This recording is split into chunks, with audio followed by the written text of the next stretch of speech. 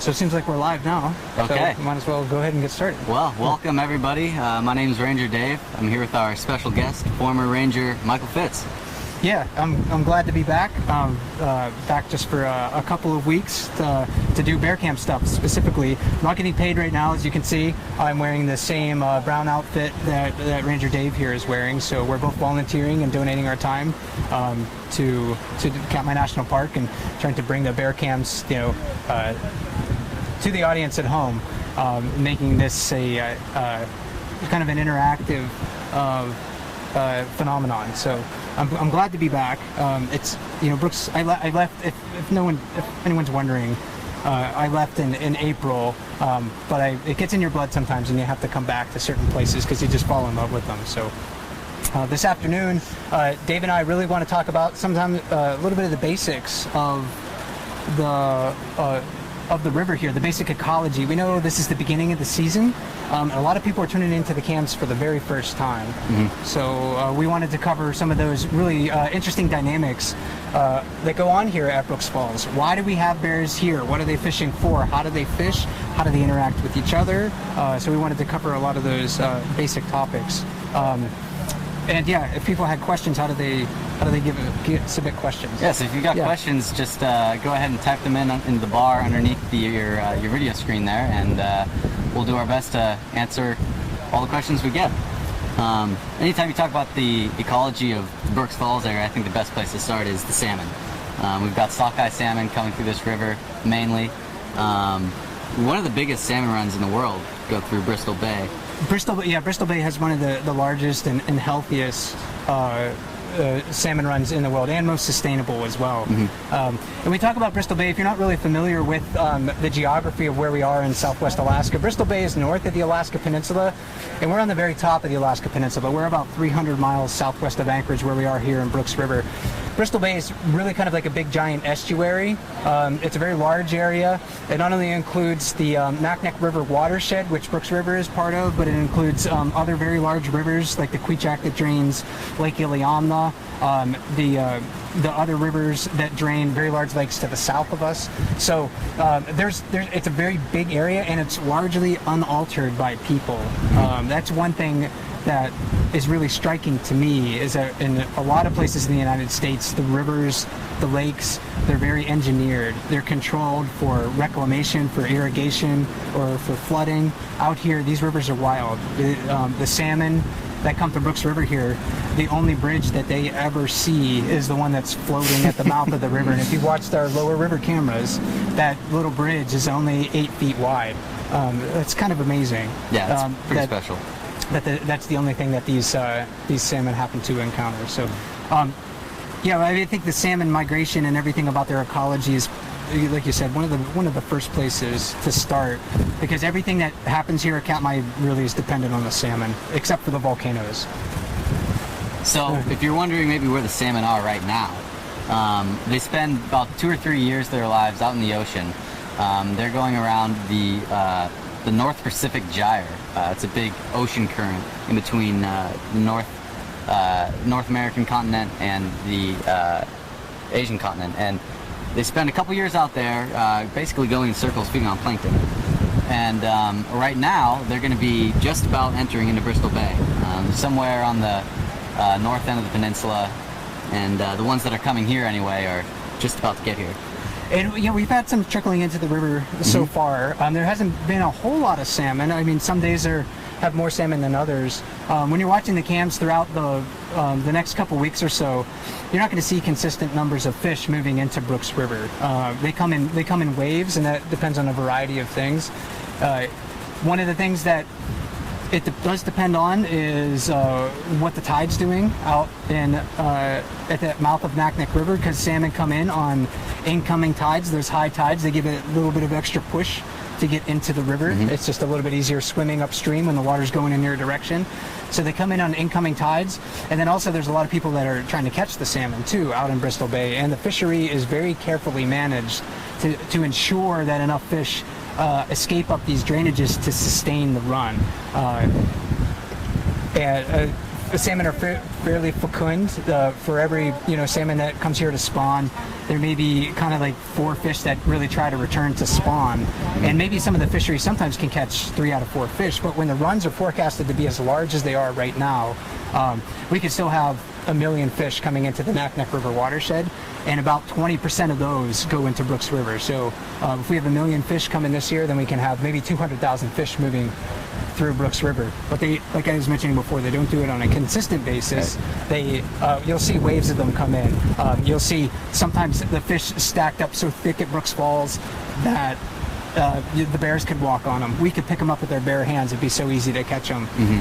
But now there are other times, like right now, where maybe there's just not a whole lot of fish in the water. So that's something to watch for too, and you can watch how the bears vary their behaviors based on how many fish are there. And like Mike said, we've already got some fish coming in. When I go out and look in the water and see in the last couple days how many more fish were here than just a few days ago, it looks to me like a lot of fish. But I think in a week or two here, I'm going to look back and say that was nothing. Yeah, any day now, really. I mean, I checked the escapement numbers, and you can find that on the Alaska Department of Fish and Game website. I'm sure many of our cam viewers have that bookmarked because they check it on a daily basis like we do. So someone wants to drop that link into the chat, that would be awesome. So you can check that every day. They're counting fish about halfway down Naknek River in the king salmon vicinity, and when those fish are counted, they might take a couple days to get here. So all of a sudden you see a big day when 50,000 fish or 70,000 fish enter the river. We're not going to see that immediately. It may take a couple of days before those fish get here. Depends on how fast they swim. Depends on how confused they get on the way. Because they got to navigate a big lake to find their way here, and then they got to decide whether Brooks River is the right place for them. So they may kind of delay their entry into certain streams here, just kind of depending on if this is the right one or not. And Mike's been here just a day now, and I'm already learning more and more just from the few hours I've been able to spend with you. But you let me know earlier today that about 20% of the fish that go through the Naknek will come here to this river. So far we've got about 55,000 fish that come through the Naknek River. 20% of those, that's around 11,000 fish, are going to make it out to here. And it may be the case that not that many have gotten here yet. Sometimes the earlier arriving fish will go out to other tributaries and other areas other than Brooks River. And the fish, when they come here, not all of them will spawn in Brooks River. In fact, probably most of them will try to jump the falls and go beyond into the tributaries off of Lake Brooks, which feeds Brooks River. There's a lot of spawning action that happens here in September and October. That's really the peak of the spawning activity in Brooks River, but that's not the peak of the spawning activity in a lot of the other streams in the area. So end of July, all those little tributaries of Lake Brooks are going to have a lot of salmon spawning in them, but the salmon in Brooks River here delay their spawning until September, and that's why we have fish here in September, bears here in September, because the bears can catch dead and dying salmon at that time. So we have a very interesting dynamic, maybe that we'll talk about a little bit later on, about why we have these peaks of bear activity in July, maybe very little, if any, bears in August, and then many bears back here in September and October. Yeah, and it's been amazing just how quickly the bears are starting to show up in accordance with the fish. I'd say just from my observations, it looks as if the fish have maybe doubled in number, maybe tripled in number since a week ago, and that's been reflected exactly by the number of bears that I've been seeing. And the oh, sorry, I lost my thought. Anyway, go ahead. So I'd say maybe an average of, cam viewers could probably give a better estimate than me, but I'd say we'd have an average of 3 bears at the falls in a given time of day. Yeah. I think the most I saw at the falls last evening, and I was only there till 8:30. I had to leave for a meeting, but yeah, three bears is pretty typical right now. The most I've ever seen from the Brooks Falls platform is within my line of sight, not counting cubs, is 22. So I'm looking upriver, downriver, and the camera can't see everything that a person standing there can actually see. The lines of sight are just a little bit different. But yeah, we haven't reached peak bear time yet. Peak bear time is usually the middle of July. It's almost like magic that they know that the fish are here. Yeah. And it's not magic. It's built into their rhythms, their lifelong circadian rhythms. They seasonally, they know where to look for different food resources, and right now they know that the salmon are supposed to be here. So that's why more and more are migrating. And almost every day we can probably see different bears. Like there's some walking below us right now. We're standing on the Riffles platform, which is about 100 yards downstream of Brooks Falls. So just this is an exciting time, and that's why I came back now versus the end of the month, the end of July, excuse me, because there's so much going on right now. It's so exciting to see that not only the salmon arrive, but the bears catch that very first fish of the year. I love to see that. You can almost see the satisfaction. I don't think we can imagine hunger, most of us anyway, quite like a bear, because they fast for 6 months or more. I've gone about 6 hours without eating. Okay. That's about enough for me. So there are a few orders of magnitude greater than you. But yeah, to see that on, when they catch that first fish and see how quickly they eat it, a 5-pound salmon they sometimes can eat in less than a minute. That amount of hunger is maybe hard for me to really imagine, but bears kind of exist, their minds and their bodies almost. It's not a different world, but it's certainly a very different set of rules maybe that they live by. Yeah, and so we've started to see, I've started to see already a few different fishing techniques being used. I haven't seen all of them. If you're not familiar with the different kind of ways that bears might choose to fish, there's, I don't know, maybe 5 or 7 or so different fishing techniques that we've been able to observe here. And there could be more that they invent. You never know. Fishing techniques are, you'll see every bear has its own sort of unique suite of fishing techniques that they rely on. Some bears are very good at fishing all over the place. Most bears aren't, though. Most bears are kind of specialists. They prefer one spot, maybe because it's the best spot to be, the most productive spot to be. Perhaps that's just because that's the only place they learn to fish. Or maybe that's their favorite spot is one that's been available to them. Exactly. Yeah. I mean, because there's a lot of competition that goes into where you can put yourself at Brooks Falls. So a bear fishing on the lip, for instance, that took a lot of time and skill to learn, for sure. There aren't many bears that fish the lip of Brooks Falls. So you'll watch for many of those bears that can do that. But the bears that are fishing down below Brooks Falls, especially in that plunge pool right below the lip where the bears stand to catch the salmon jumping into their mouth, that's usually the most productive place for bears to catch salmon, because even if there's no salmon jumping at the falls, there's almost always salmon kind of pooling around in the jacuzzi, stacking up, waiting to jump the falls. And did you get a chance to go in the jacuzzi in the spring? No, never warm enough. I did not. I did not venture that far. Yeah, the river's always cold, so we kind of need a warm, sunny day like today to try to really try to do that. I've been in the jacuzzi. People can kind of look up some of the live chats that maybe we've done with that. The jacuzzi is just it's a froth. I mean, it's just full of bubbles. It can be very disorienting for fish. It takes a pretty big bear to be able to put themselves in that position. And when they're sitting in that spot, we kind of call that technique, and you'll see a lot of bears doing that. They're just sitting and they're waiting for fish to come to them. They're conserving energy. They're not really expending any extra energy sitting in the water than they would be sleeping in the forest, because they're so massive. So they don't cool down really rapidly like you and I would. When they're sitting in the water, they're waiting for the fish to bump into them. They're doing it by feel, because you can't see through the bubbles that are there. So they're really just waiting for the fish to come to them. And some of those large bears will sit there for hours. I've seen other smaller bears try to take advantage of that spot, and they can't physically wait there. They get pushed by the current. So you have to be a really big, large, dominant male bear to be able to hang out in there for a long time and make it worth your while. And you'll see sometimes smaller bears, younger bears try that spot, try the jacuzzi, and then as soon as a more dominant bear waltzes up, they're displaced from that spot. They either yield voluntarily because they can smell or see this other big guy coming along, or the big guy throws his weight around and says, you know what, this is my spot and you need to back off. So yeah, fishing the lip and the jacuzzi, the far pool, there's a lot of different places for bears to stand in that. And then we have like a lot of younger bears that maybe can't compete for fishing spots up at Brooks Falls, and we'll see them doing some interesting things too. Yeah, we've seen particularly bear 89, nicknamed Backpack.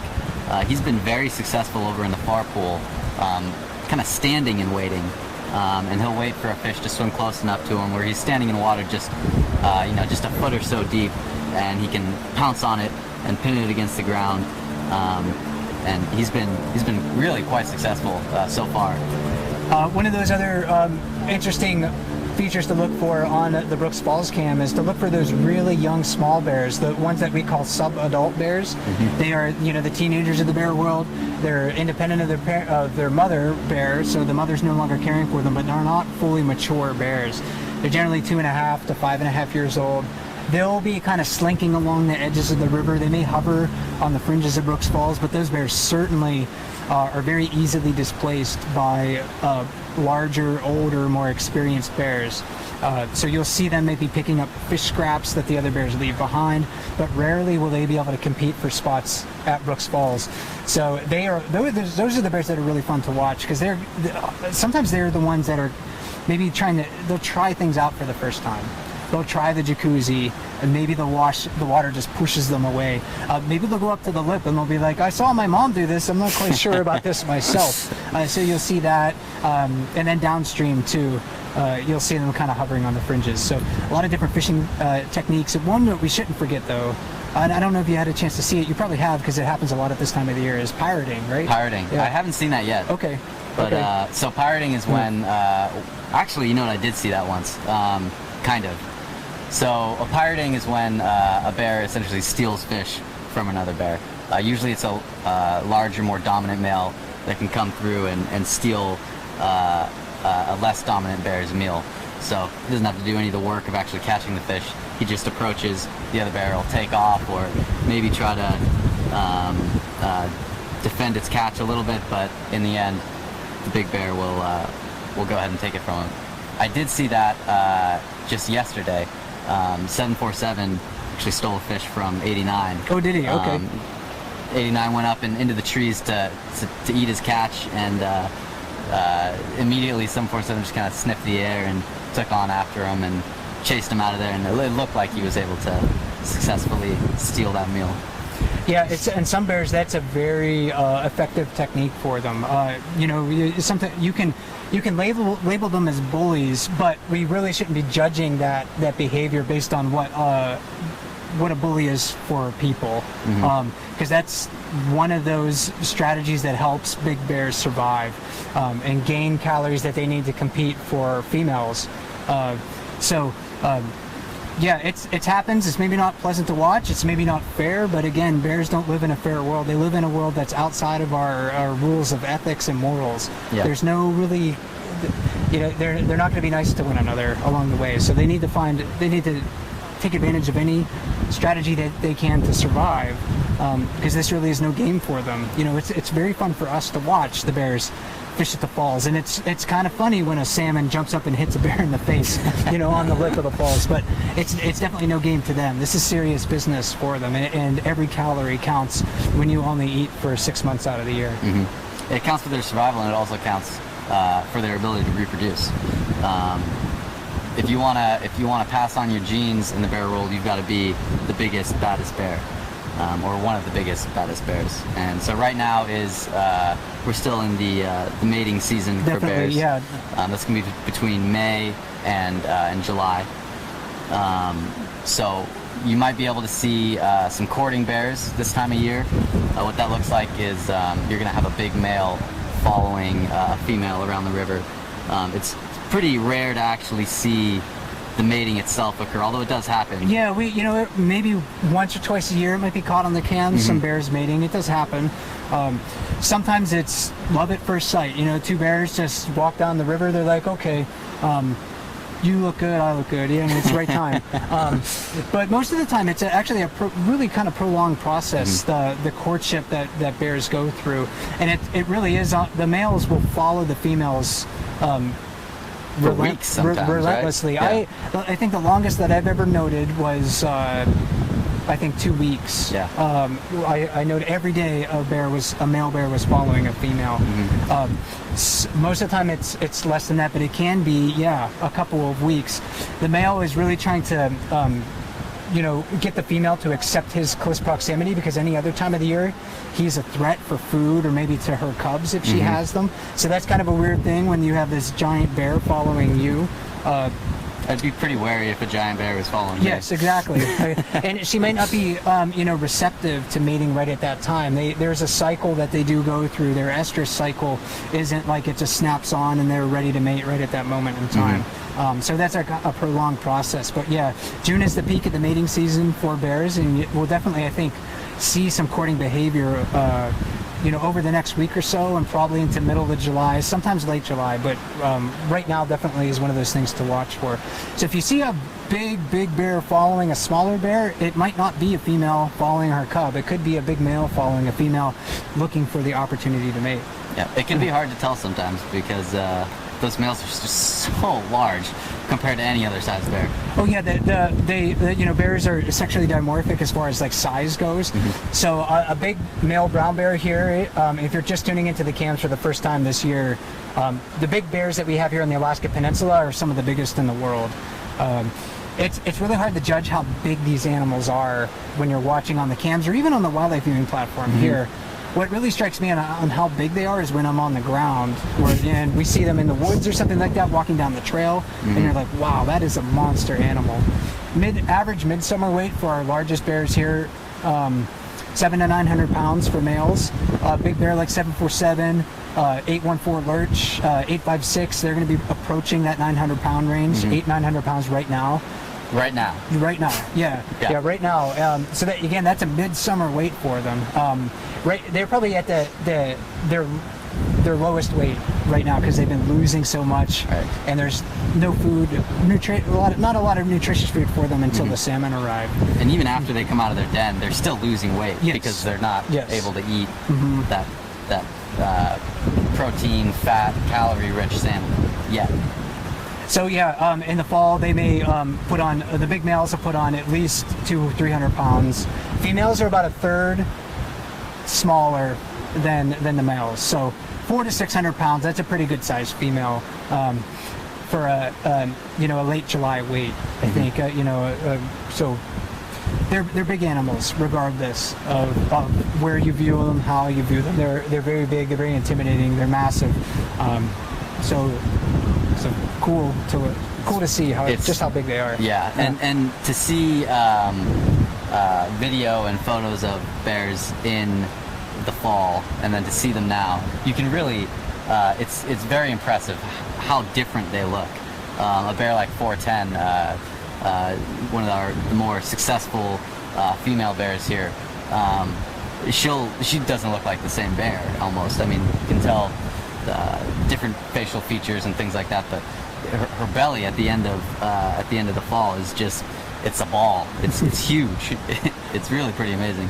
That's always fun to watch. We encourage everyone to watch not only in July here when bears are fishing at the falls, but throughout the summer too, because we have a lot of bears fishing here in July, and you can see from beginning of July to the end of July that they've gained weight. But when they disperse to fish in other streams during August, and they come back to fish for the dead and dying salmon in September and October, that difference between the end of July and September is very extreme. So tune in to the camp not only in July when we have the peak of bear activity at Brooks Falls, but tune in September when the bears are fishing, typically further downstream towards the mouth of the river for dead and dying salmon, and you get to see that just giant difference between early summer and late summer and fall before they go into their dens. Yeah. So, you ready for some questions? Well, I think there's one more thing that we wanted to cover. What am I missing here? Well, some of those stories that we want to encourage everyone to watch throughout the summertime, because on the bear cams here, one of the really unique things about bear watching at Brooks River is that we know a lot about these bears on an individual basis, and you've heard us throughout the chat talk throughout some numbers, maybe some nicknames here and there. There's been a bear monitoring long-term study and program here at Brooks River and Katmai National Park for about almost 30 years now. Almost 30 years. It's between 25 and 30. Looking at the bears, how they use the river, identifying them on an individual basis. We do that through their distinctive features, fur color, ear shape, scars that they have, their overall size, their disposition. There's a bunch of different things that we can look at. And we take photographs of them. And when those bears come back from year to year, we can see how they change. We see how they interact with one another. We see how they raise cubs here. Sometimes those cubs come back to fish at the falls. Sometimes they don't. But we know that's really the thing that makes bear watching here unique. If you go to the Pacific side of Katmai National Park, there may be some bears that people see every year, but no one really knows much about those animals on an individual level. That's kind of the remarkable thing about watching wildlife here at Brooks River, because any of those bears that are in the river, we may see a chase scene coming downstream. I think they're going to disappear into the forest. Yeah. But those bears that are chasing each other upstream right now, the one that was being chased was raised here as a cub. The one that was the chaser was just a kind of tiny, goofy-looking subadult, and now he's one of the most dominant bears along the river. So we do encourage everyone to watch these animals as individuals, not only just as bears that can teach us all about the survival and the competition that they have to go through to make a living at Brooks River, but also what they can teach us on an individual level. A couple years ago, we had a bear adopt another bear. Rare event. It's not unprecedented, but it doesn't happen very often. We got to see that family a lot on the cameras, and that was kind of amazing. You get to see the successes like that maybe happen, the females that raise their own offspring. We also get to see some of the struggles too. We get to see females that lose cubs. Sometimes it's possible that a bear could kill another bear on the cameras. So those are those stories where not only is Katmai preserving the really grand spectacles of nature, but it's also preserving those ecological processes that are sometimes very hard for us to watch. But if you want to know more about the individual bears here along the river and get to know them, right below the comment section on explore.org. So if you're watching the Bear Cam, any of our Bear Cam channels on explore.org, scroll down right above the comments, and there's some links for some more info, and one of them is for the ebook for the Bears of Brooks River. So we updated that this spring over the winter. And you can we try to include almost all of the well-known bears that you see here at Brooks River, so you can learn more about their stories. And when we're talking more about bears throughout the summer, we'll be name dropping here and there. And if you don't know who it is, you can look it up. I should also mention too, before we get to some questions, one quick thing, that if you don't know a bear, it's not a big deal. Just enjoy it. And that's kind of what I do when I see a bear that walks into the river, and I'm not sure if I recognize it or not. I just kind of sit back and relax. Maybe I can tell if it's male or female. Maybe I can't. Yeah, if you can't identify a bear, that's okay. They'll still be able to teach you a lot about the bear world. So no matter what, following these stories of these animals is one of the most fascinating things about bear watching here at Brooks River. So I do encourage everyone to download that book and try to get to know some of the bears as individuals. I think it'll really enhance your experience.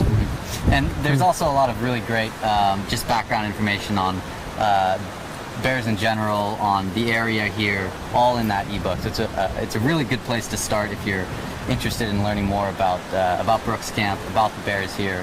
And if you want that added bonus of being able to, really get more involved and follow the individual life histories of these animals. Absolutely. And we're just about a half hour in to our chat. We're going to try to stick with everybody for at least a full hour.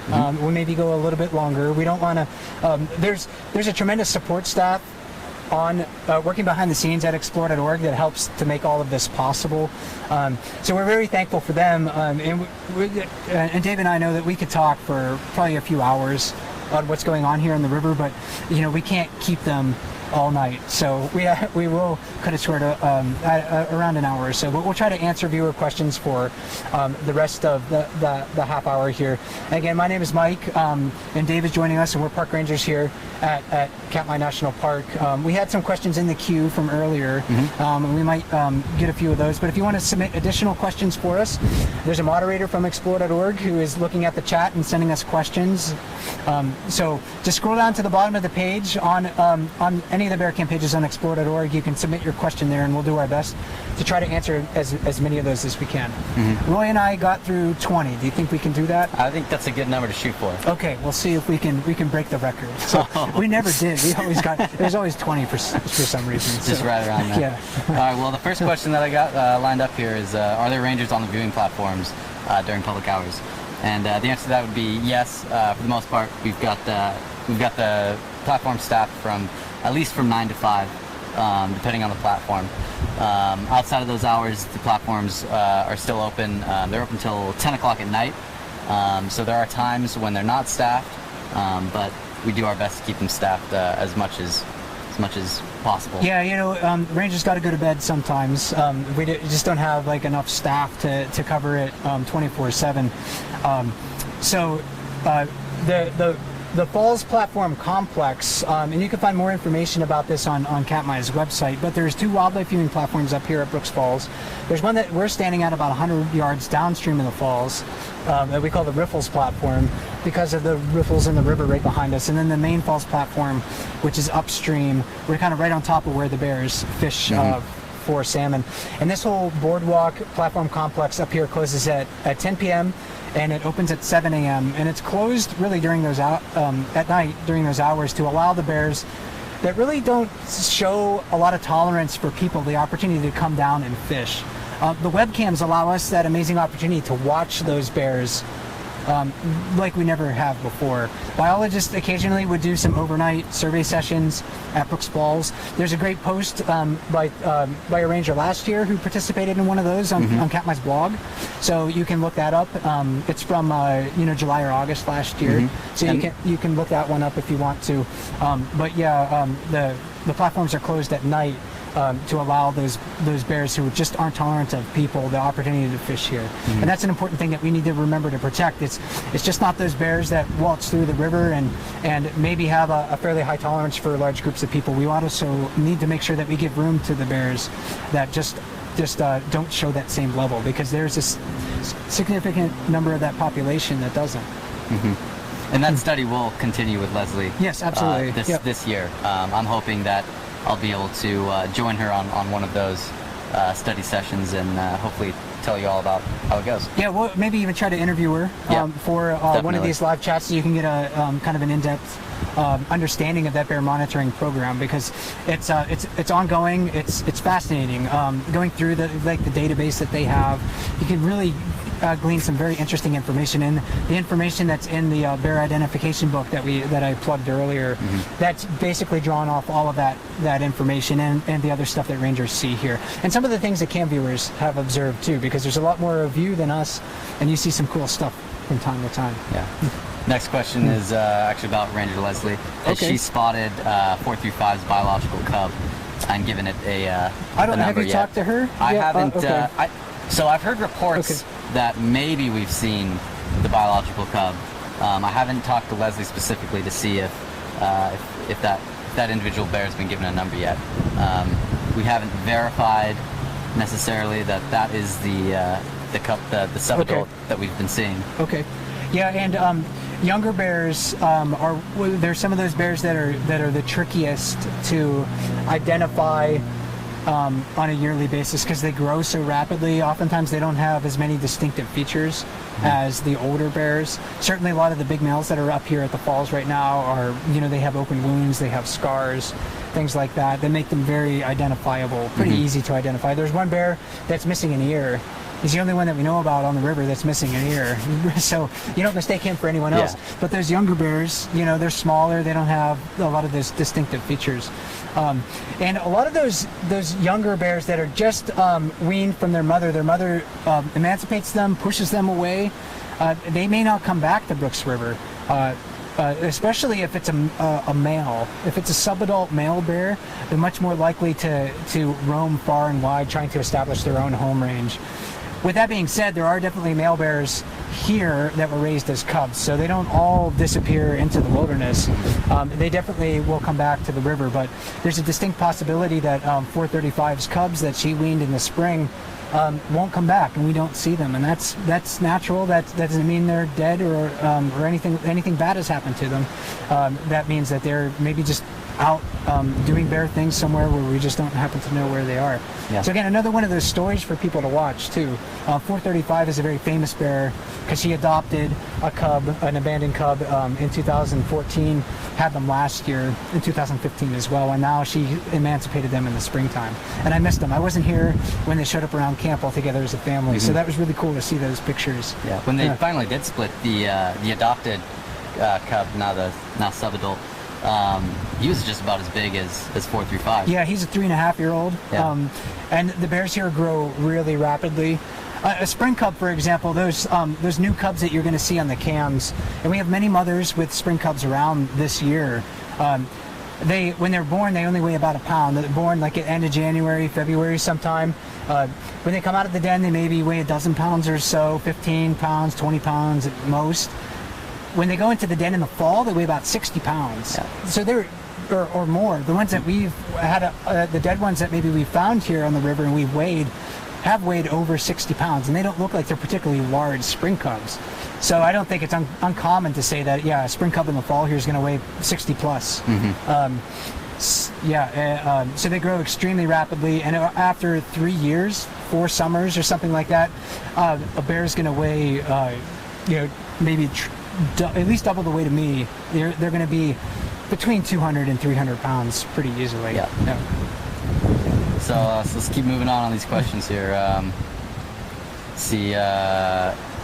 On average, how many fish does a bear catch per day? It depends on how many fish are there, and how good you are at catching them, and whether you can occupy the best fishing spots. The most I've counted, and this is actually last year, if I remember correctly. Sometimes I'll go to the falls platform after I'm done working. Not sometimes, actually most times. I will go to the falls platform in the evening when I'm done working and go watch bears. You can say every night. It's okay. Every night, yeah. And so one time I did it for 5 hours. I didn't leave for 5 hours. I counted 856 in the jacuzzi. He was there the whole time. And he caught and consumed 20 whole fish. Wow. Each one of those sockeye are 4,500 calories. So he was taking in 90,000 calories in 5 hours, which is amazing. And he's eating the whole fish. He wasn't doing the thing that we call high grading, where, I'm kind of full, so I'm just going to eat the fatty parts. I'm going to eat the brain. I'm going to eat the skin. I'm going to eat the eggs. He was eating the whole darn fish. It was really kind of an amazing thing to see, and he's so dominant. Over the past several years, he's been the most dominant bear on the river. Occupy the jacuzzi and not have to worry about anyone else trying to displace him. All the other bears give him space.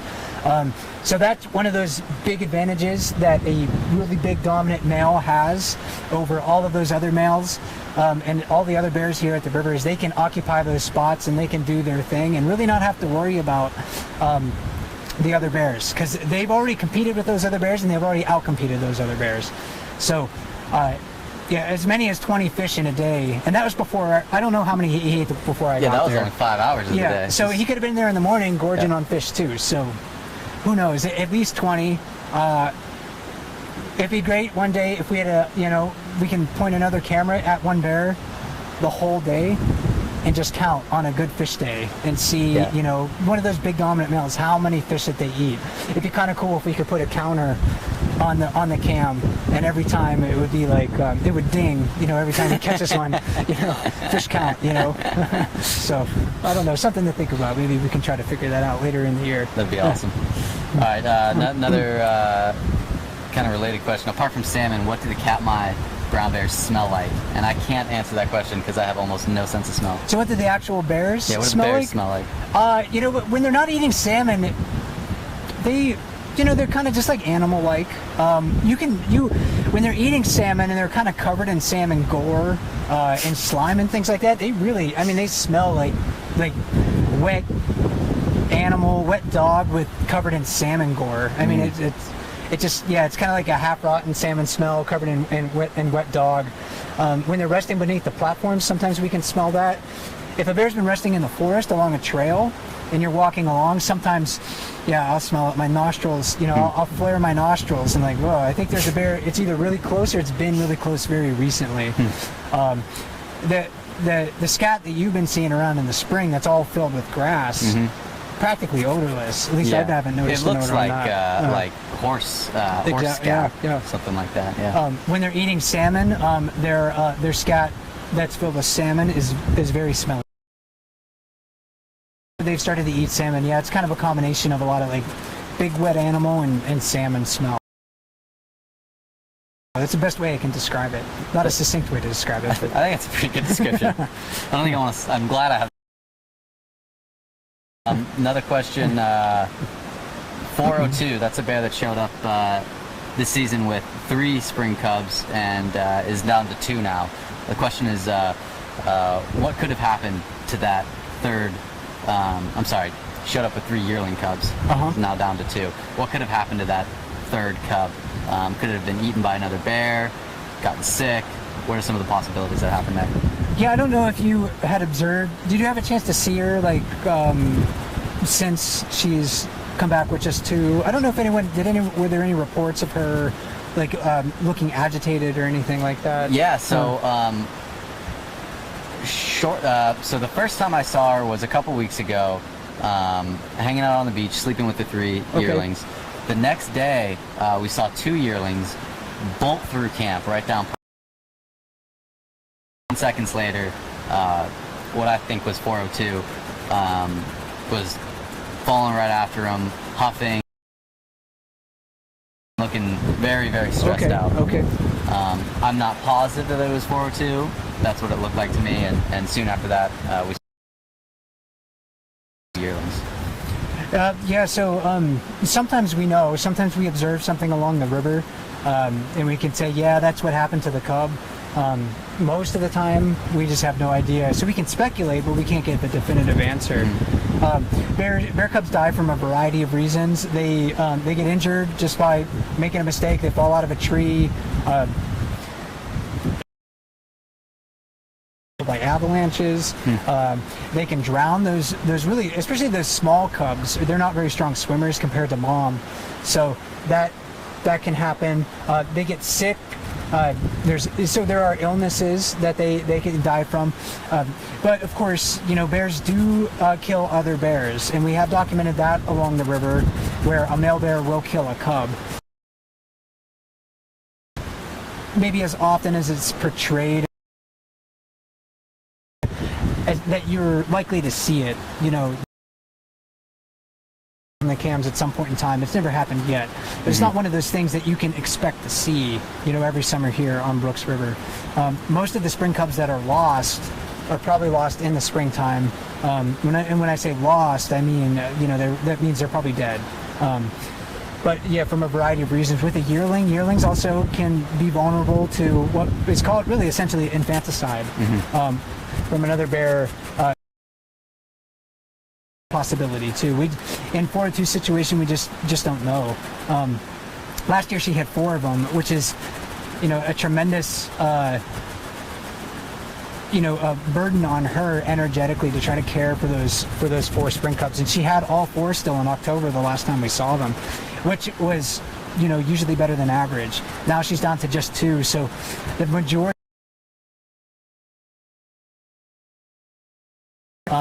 So the cubs are so playful, they're so cute, they're really fun to watch, but a lot of times that cuteness and that playfulness really does mask the serious risks that they end up facing throughout their lives. It's a tough life for a spring cub, or a yearling cub. It's a tough life to be a bear, and that why male bears kill cubs, we don't really know. We have some theories.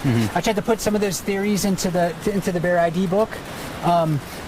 So you can look up a little short essay that I wrote in there about that, but a lot of people speculate and hypothesize that it could be for food. Certainly they kill them and they eat them, but that's not always the case. We've seen them kill them and just leave them. Sometimes people say they are just, maybe doing it to, if a female, I should back up and say, if a female loses all her cubs, she may go back into estrus and be receptive to mating. So sometimes people think it's like a sexually selected infanticide. So they will kill all the, a female's cubs, and then a week later, 2 weeks later, maybe she'll go back into estrus and he can sire more offspring. But we've also seen female bears kill cubs. Yes, and female bears have been documented to kill cubs too, which that doesn't make sense for the sexually selected infanticide. And I've also seen a male bear kill a cub of a female that he mated with the year before. And we have no evidence that a male bear can recognize his offspring. Females certainly know their offspring, but we don't have any evidence that suggests the male knows, hey, those are mine. So he could have been killing his own offspring. Other people say that maybe they do it to reduce competition. That seems like it may be plausible. I'm not convinced that's the case. Bears, are certainly thinking animals. I don't think that they're just unconscious, genetically programmed. Everything they do is based on genes. There's probably some simple thoughts going on in there, but whether they have the capacity to plan ahead, to say I'm going to kill that cub because in 5 years it could be displacing me, or 10 years, I don't know. So that one's a little bit harder for me to buy. So there's a variety of reasons, but the short answer is it's kind of an unexplained. But there's arguments you can make for all of those ideas, and then other ways you can argue against those things. But if you are watching the cams, again, that's one of those harsh realities that could happen on the cameras. So we see a lot of really great things on the cameras, but we see bears get injured. We see bears occasionally here on Butch River kill one another too. So there can be some tough watching and painful watching here and there. Yeah. I don't know if we're going to get to 20, but we're going to do our best. We're going to do our best. All right. Next question is, I know that ears back and bowed ears show submission in bears. What other bear behaviors can we watch that show dominance or submission? It's kind of fun to watch those signs. A lot of times it's subtle. A dominant bear usually approaches another bear with really kind of a directed approach. It's not trying to avoid it. It looks right at it and it says, hey, you know me? Huh? It's just, it's kind of like, it's just getting right in that other bear's face. Their ears, in a lot of cases, are the dominant bear's ears are forward. A defensive bear or a bear that's being submissive is going to have their ears back. And I know there's going to be screen captures of these. There always are. It's of me with my hand positions. But ears forward for maybe sometimes a bear that's acting dominant, ears back for a more defensive bear. Maybe head up for oftentimes for a more dominant bear. Maybe head lowered for a more defensive bear. When bears are competing with one another, it's the more dominant bear that walks away that ends the encounter. So sometimes you'll be watching and it's easy to mistake the bear that sits there as the victor, but the bear really breaks off, the dominant bear breaks off the encounter, and it really only stays in that spot if it wanted that spot. So I kind of liken that too. I'm so tough, I don't even need to look at you. I can just turn my back on you, and they'll turn their back and they'll say, basically just ignoring the other bear, just saying, I don't think you're a threat. Right. I'm going to turn my back on you. It's really just kind of like putting up a hand and walking away from somebody. It's that almost that equivalent.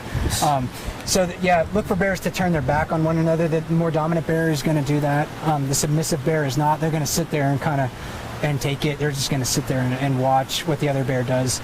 Unless they're, the dominant bear is competing for a fishing spot or a female, it's going to be the one that's going to break off the encounter. So if a dominant bear like 856 or 747 wants the jacuzzi, that it's going to displace that other bear from the jacuzzi, and that bear is going to walk away, and the more dominant bear is going to stay put. So over a fishing spot, they're going to stay put, but if it's in the middle of the river and it's just something where the dominant bear is trying to remind the other one or establish its dominance over another one, then it's going to break off the encounter. All right, next question. Were there any bones left from the big male that died on the spit last fall? I know I went out and looked for some. I wasn't able to find anything. It doesn't mean there wasn't anything there, but it really is amazing how efficiently things get cleaned up just by nature. The bugs, the birds, other mammals. There's nothing wasted. It all gets used. Yeah. I know there was a backbone last fall. People had, or spring, sometime in the winter, I can't remember. A couple of rangers came out the Brooks River and took a picture of the backbone that was left of the bear that died on the spit. We actually have his skull in king salmon, and we're letting the beetles and the maggots kind of clean it up for us before we can, use it as a display somewhere. But yeah, there wasn't anything left at all. And even the salmon here that are in the river, none of that goes to waste. It's all eventually recycled. The bears kind of seem gluttonous and wasteful a lot of times when they leave a salmon carcass. But for them, again, they're maximizing their caloric profit, because fat, ounce per ounce and gram per gram, fat has a lot more calories in it than an equal weight of carbohydrates or proteins. So the salmon flesh, the fillets that we really like to eat, those are not the most fatty parts of the fish. It's the skin, the brain, and the egg. So when a bear is really, really well fed, having a good day, then it's going to strip the skin off, eat the brains and the eggs, and it's going to leave the carcass behind. And sometimes it's like, oh, I can go in the river and pick that up and cook it. It seems so well filleted already for me. I don't think that. But that process allows other animals to eat too. Exactly. We can eat the seagulls, the bald eagles, trout get really fat off of all this salmon that's been killed and is now just floating down the river. Even juvenile salmon will feed on salmon flesh. They'll feed on salmon eggs. The rainbow trout here get fat because there's so many salmon in the water itself. The younger bears that can't compete for the really big, or for the best fishing spots at Brooks Falls, they're going to be the ones cleaning up those carcasses too. So eventually nothing goes to waste. There's really good fishing days when the bears are really getting full and there's maybe like 24 salmon carcasses on the island downstream of the falls. The next day they'll be all gone. Once that big pulse of salmon moves through, the bears will get hungry again, their stomachs empty pretty quickly, and they'll come by and they'll clean all that stuff up. So yeah, again, nothing goes to waste like you said. Yeah. All right, moving along. Rangers saw that about 30,000 salmon were counted by commercials about 3 days ago in the Neck River. Where are they now? Well, they're probably on their way here. There was a big surge of I can't remember the exact numbers. A couple of days ago, there were one of the larger surges of fish into the Neck River. I think we were talking about that this morning. Seems like it takes 2 days or so maybe for the fish to swim here. I'm not exactly sure if that's the case. So they can go about 30 miles a day, maximum. And it's about 60 miles so here. So minimum 2 days, I would think. Yeah, so they're on their way. Or they may not come to Brooks River. They may be going somewhere else too. So that's a possibility. We get a lot of salmon early in the run here, but they could be going someplace else. So I'd expect that maybe we could see some fish. Maybe there's some of them in there right now. We can see a lot at the mouth of the river when we're walking across the bridge there. I haven't had a chance to see if bears are catching fish at the falls today, or if there's a lot of salmon jumping or not. So some of those fish could already be here too, if they entered a couple of days ago. Yeah. And I've already seen, it was just one, but I saw one salmon that had already turned red and the green head, and it's already transformed to its spawning form. So there's quite a bit of variation in what each subpopulation of fish will do. Yeah, they're going to spawn at different times. The Brooks River here, the salmon delay their spawning until September and October, which is unusual for a lot of the other streams in the area. Most of the other streams nearby, the salmon they go in, they spawn, that's it, and it's over like in a week. Brooks River here, the salmon they'll stage at the mouth of the river. They'll stage up in Lake Brooks and maybe swim downstream back into Brooks River. So they delay their spawning maybe until the water's a little bit cooler. It's closer to fall and winter because the egg incubation period is determined by water temperature. So if they're spawning when the temperatures are warmer, maybe their eggs will incubate too quickly. Maybe they'll hatch at the wrong time, something like that. So yeah, it's a little bit of a different dynamic here. August is a time where we don't see a lot of bears here, even though there's a lot of fish. It's not that there's no fish here, it's just that they're not accessible at that time of the year. So at the end of July, you'll start to see a lot of bears dispersing away from Brooks River to fish in some of those smaller streams that do have accessible salmon. The salmon in August are energetic and they're very dispersed. So when you have low densities of fish and high energy fish, that equals poor fishing conditions for bears. And that's why we don't see a lot of bears here in August. And sometimes there are days when we go without seeing bears at all. All right. How many so far? You know? I think that's about, I skipped a couple. I'm going to say 15. Okay. Oh, well, that's good. Yeah, it's not bad. Let's keep on going then. All right. What effect will climate change have on the bears of Katmai? Will we see different behaviors, different diseases? Yeah, that's a good question, and it's hard to say. Certainly, bears are very adaptable. They're kind of one of the poster childs, I think, for adaptability in mammals. Their diet is extremely varied, so they're omnivores. They can probably eat more things than humans can.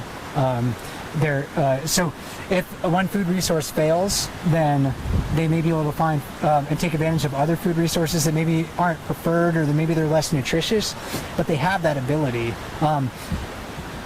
Maybe the thing that climate change is probably going to affect, has the potential to affect bears the most, is if it has impacts on salmon. Because the whole phenomenon that we see here at Brooks River is completely dependent on salmon. If salmon weren't here at Brooks River, nobody would be coming here to fish for rainbow trout that are 2 feet long, sometimes 30 inches long. The human history of Brooks River would be completely different, and we wouldn't see bears gathering here at all. I mean, so salmon really, truly are the keystone of Katmai's ecosystem. They're the thing that makes this place abundant. So if there's changes in the ocean, for example, or changes in the stream hydrology with salmon that help to decrease their numbers, then that can have a tremendous impact on the bears. Katmai, if there were no salmon here, I think Katmai would always have bears because it's such a large area for bears to find food. But the densities probably would be closer to what you find in the interior of Alaska. To give you an idea of how many bears are in Katmai, Katmai, about 4 million acres in size. So it's a big park. It's bigger than Yellowstone and Yosemite combined. And there's about 2,200 brown bears within the park. So we have some of the highest densities of brown bears anywhere in the world. Denali National Park, a couple million acres larger, Denali National Park and Preserve, has 400 to 600 bears, I think, if I remember correctly. So their densities of bears in an ecosystem that is largely absent of salmon. They have a little bit of salmon, but not much. That shows you that tremendous difference. So again, the bears are highly dependent on salmon here. They're so conditioned to eat these fish that if the salmon run happened to fail, a lot of bears would have a very tough year. So with ocean acidification, we pump more CO2 into the atmosphere that gets absorbed by the ocean. It forms carbonic acid, and you have this chain effect throughout the food web. The carbonic acid helps or hinders some microscopic plankton's ability to form shells, calcareous shells, because they can't absorb calcium as easily because it's being locked up by the chemical reaction between the carbonic acid and the calcium that's in the sea. That decreases the food source that the salmon eat, and of course that's going to decrease their rates in the sea, and so there might be less coming back to spawn. So with climate change, again, bears are very adaptable, but if something like the climate change impacts the salmon, then that's where really I think we're going to see the impacts on brown bears. And one thing I just thought of, you can correct me, I may be just totally off base here, but when the snow melts, the bear's den tends to collapse. So if the snow is melting earlier, could that cause issues for denning?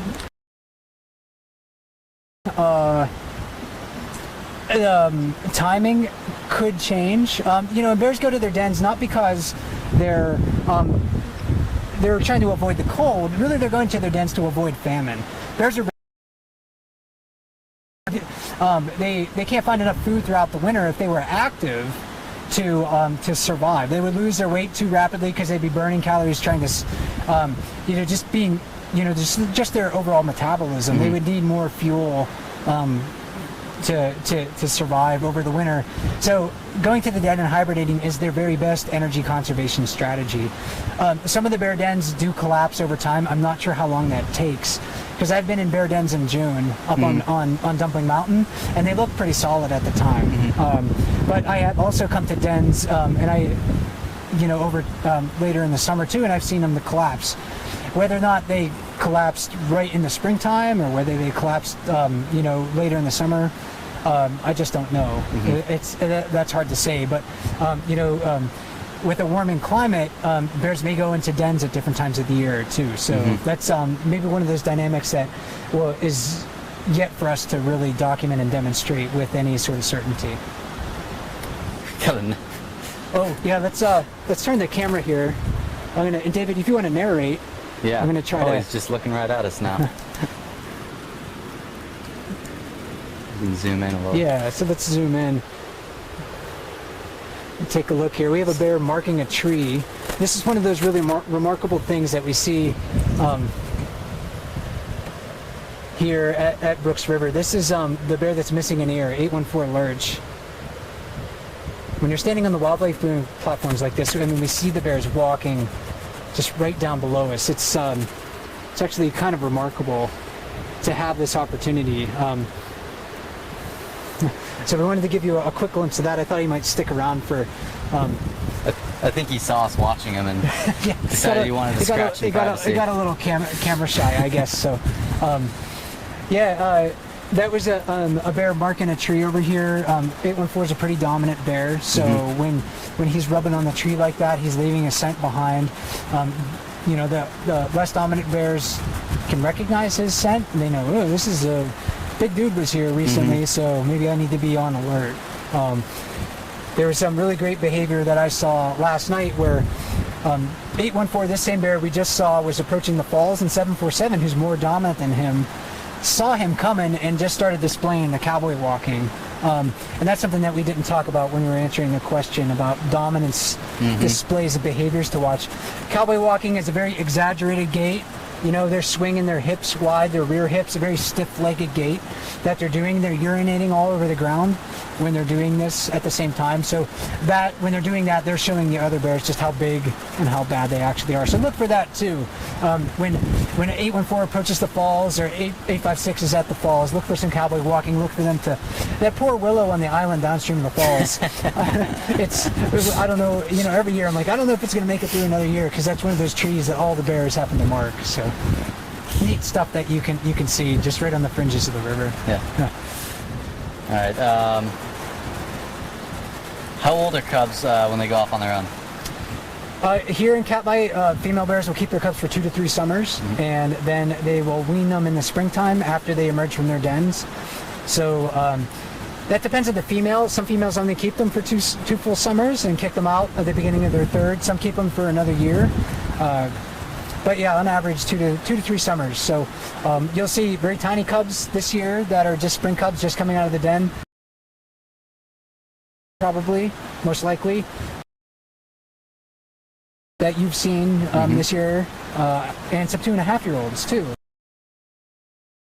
I think I've been looking for them. I haven't had. Yeah, I haven't seen them in a few weeks now. Okay. But yeah, they've been around a few times. it's not uncommon for bears in the beginning of June to kind of cruise through, check things out, and then decide, yeah, I don't think the salmon are here yet. I'm going to go wander someplace else. Yep. So keep the family safe somewhere else. There's risks involved in being around all these other bears. Themselves, but they can't always find a place like that. Right. So they try to. The bears will. Precisely because they think it's worth the risk to try to get at this very rich food resource here. You can catch, all the fish that change over the season, right? In the very beginning, when they show up, they might not tolerate each other's presence quite as much, and then as time goes on, they get a little closer. It's like they're kind of once get used to each other. The a little hierarchy bit. kind of settles down. Everyone kind of knows where they are at. Then especially once the mating season tapers down as well, the 856 doesn't have to challenge every bear at the falls.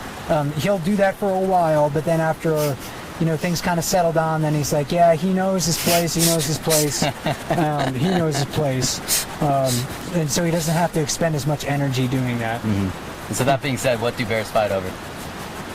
The food and also access to food, appropriation of a place where you can catch food, and if you're a male bear, females, access to females. And a lot of the scars and wounds that you see on bears, that's from those three things. They're or food from another bear, and if you're a male bear, you're fighting for access. Okay. Go. Black bears, different species. Yep. Probably been in North America, I think, longer than brown bears. Brown bears and grizzly bears and Kodiak bears are all the same species. They are they're different in some ways. Where you draw the distinction is kind of arbitrary. Bears are considered to be more inland. They if you go to Yellowstone National Park,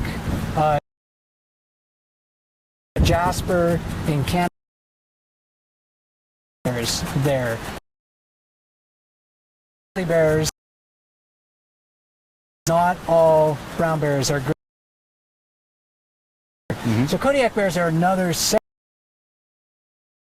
of brown bear, and they are from the Kodiak archipelago, so Afognak Island and Kodiak Island, and that's just 30 miles from Katmai's coast. So we're real close to those bears here. And then in Eurasia, I don't think they really distinguish. There's probably many species of brown bears around there, but generally all of those bears are kind of called. Kamchatka too. The Alaska Peninsula, generally they're just called brown bears here. Very, very close to genetics, but also habits too. On Katmai, they get pretty big. They don't quite get as big as Kodiak bears, but they get very large. So again, a big bear like 747 in the fall, 1,200 pounds, 1,200 pounds possibly. I mean, he's a monster. Yeah. So they can get really, really big. Maybe not quite as big as the bears on Kodiak Island, though. All right, moving on. I like this question. Do male bears know their mothers, therefore never attempting to mate with them, or is there some interbreeding? There is, interbreeding. That's been documented here along the river. DNA, the studies that was going on here turned out that a very in the last chapter, the bears no longer see. Mated with the female, sired a litter, and then ended up mating with one of the offspring of that to sire another litter. And I think so Divot, she's kind of famous because she got and we removed that off of her. She's the product, if I remember correctly. So don't a few thousand people on the internet right it might be a product of that inbreeding that happened. Seems like if you're a really big dominant male, you are probably of cubs compared to how many male bears are here along the river. All right, I've skipped a few, but we're down number 27, so I think we're doing pretty good. Okay. All right, this is a longer question. It seems we've seen the bigger male bears come back at much heavier weight than past years. Since not getting fish initially, could this be due to light snowpack and early berries and grasses? I think it was due to a good salmon run last year. Mm-hmm. Yeah, the bears right now, before the salmon arrive, for the most part, they're subsisting on the body fat that they have stored from last year. So not only are bears right now eating to survive winter hibernation, but also that springtime period. The grass can offer a little bit of nutrition, but if you're a really big male, you're expending you extract by trying to digest it. Like celery. Yeah. So it is kind of a starvation diet for them. Some bears have learned to hunt moose calves and caribou calves until June. So again, April, May, maybe they could find an animal carcass, but there's really not, in the interior of Katmai, not a whole lot of food resources. And then berries. It's an early year, but I don't think berries are this early. Usually August is about the time when berries start to come in season here. I've seen some salmon berries, but they're not quite ready to eat yet. Yeah, at least for me. Okay, yeah, they might be a little hard and tart by this time of the year. So yeah, they're subsisting on the body fat that they stored last year. So they look so good because there was a lot of fish in the watershed last year. This last one, not quite a question, but it says Mike in all caps. We'd love a play-by-play for old time's sake while you're here. Yeah, actually, that's maybe a good way to conclude our chat. I think we're about an hour in, right? Yep. So, we'll be doing several play-by-plays while I'm here. Maybe starting as soon as tomorrow night. I'm not sure about that, but we'll let everybody know. We'll get on Twitter, we'll get on Facebook, we'll get on the Bear Cam, and I'll be commenting as Ranger Mike on the Bear Cam chat, so you can look. We'll be doing some play-by-plays, and what we do is we don't take viewer questions during this time. Platform generally in the evening, because the falls platform is very. We just narrate the bear activity. So maybe Ranger Daniel can join us, maybe Ranger Dave can join us during. Talk about the bear behavior. We'll identify some individual bears. We'll talk about salmon, anything else that comes of interest. So it's kind of like us talking, narrating a sporting event and interpreting the ecology of Brooks Falls. So I think they're a lot of fun. I'm glad people enjoy them. So look for us to do that in the evenings, Alaska time, 7, 8 o'clock. Alaska time, and I know that's late for you East Coasters, and it might be in the middle of the night for other people, but the bear activity is pretty good at that time of the year, or at that time of the night, and it's easier for me to get a little bit of elbow room up at Brooks Falls, so we'll be doing that. Also, in chatting in the comments too. I think Dave, Daniel, and I want to set up some times to chat in the comments, just to answer viewer questions that way. So if you don't have the opportunity to watch the chat, we'll be doing that as well over the next couple weeks. So it's June 28th right now, just the beginning of the season really here at Brooks River. So the most exciting time I think is right now, and it's in all those really fascinating stories that are going to happen or are yet to be told. So a lot of stuff is going to happen over the next month, and I'm excited to be a part of it again. So, well. If we don't have any more questions, and it's about an hour in again. I think that's about it. Yeah. Yeah. Thanks for everyone at explore.org for helping us, to stream these cams live all over the world. We certainly appreciate you, all the camera operators as well, that are driving the cams and giving people glimpses into the lives of the animals that were here. And until next time, we'll talk to you later. Thanks for listening. Thanks for watching, and we'll join you soon.